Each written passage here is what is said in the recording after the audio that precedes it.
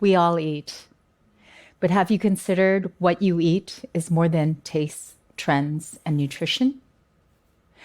What we think is good to eat reveals our modern hungers, our deepest desires, and greatest needs for self-improvement, for connection.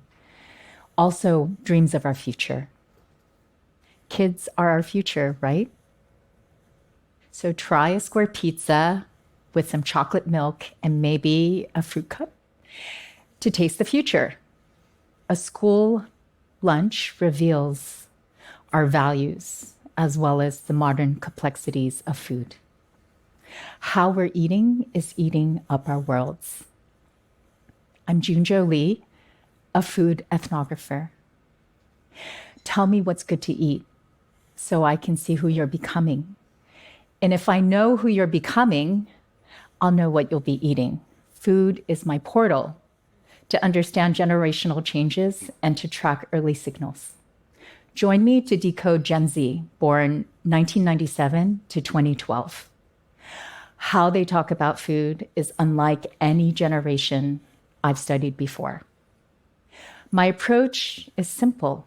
I ask, what's delicious to you? What feeds your life? Like any relationship, it begins with attraction. It's founded on respect, and it's 95% listening with great care, and can be done over a shared meal or snack. Why do I care so much about this work? Because I almost lost my own Gen Zer, my son, Blue. He'd stopped talking to me by middle school. And in 2018, I got the call. Mom, I'm not doing so well. I need help. And the only thing I had to save my son was my work, my ethnography.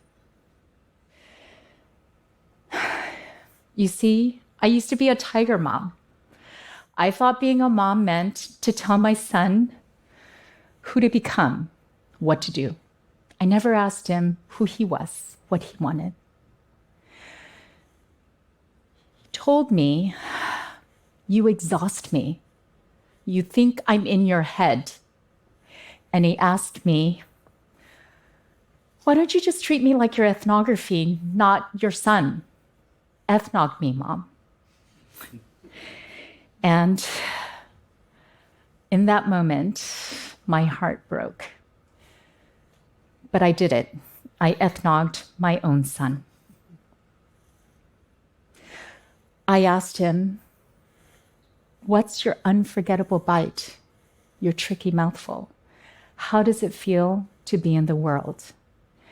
And he told me, "I feel like I'm just learning to surf on the edge of crashing into the waves and plunging into the water and not being able to breathe or know if I'm up or down.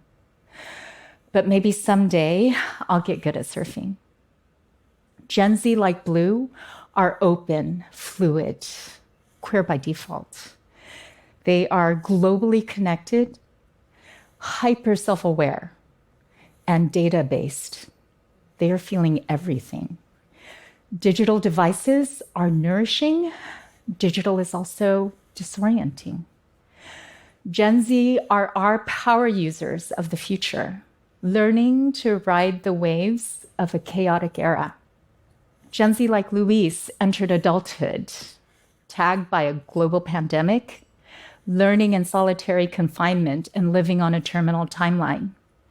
I asked Luis, "How does the world taste?" And he said, "Spicy. Climate tastes a lot spicier than it used to." It's demotivating when people are telling you, "Dude, all the carbon's already in the atmosphere at irreversible levels." You know money-hungry people aren't going to stop being money-hungry. Luis is the first Sarabia to attend Stanford University, and for Luis, life is as simple and as complex as tacos. He told me, I'm so proud my culture created something so delicious." For Luis, tacos are family, tacos are friends, tacos are hope.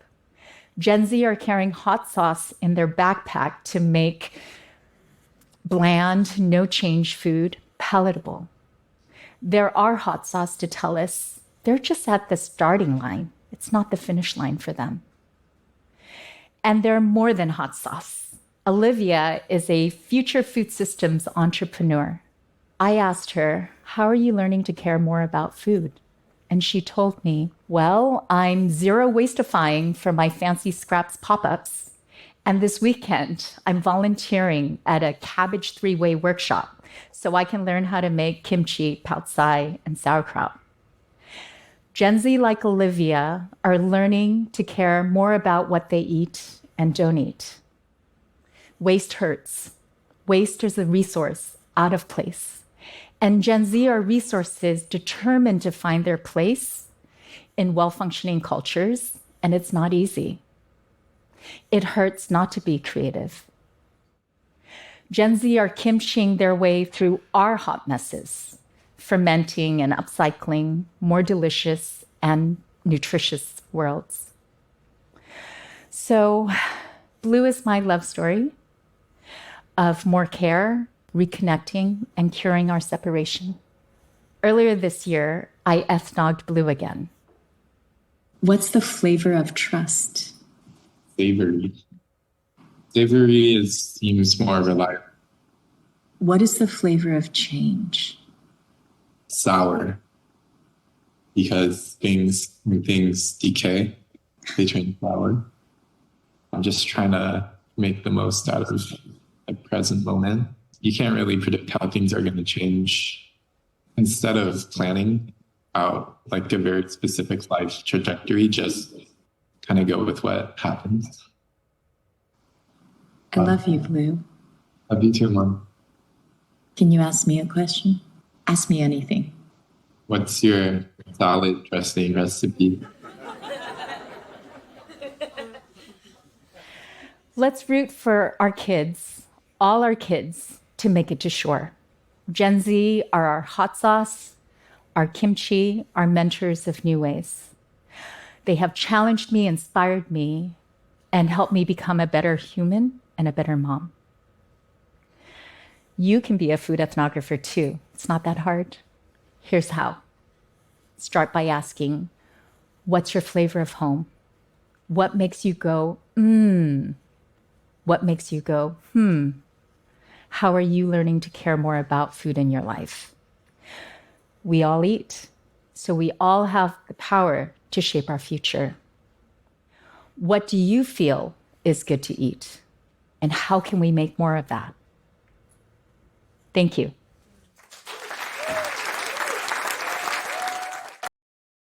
恳请点赞，订阅我们的频道，一起学习演讲中的实用英语。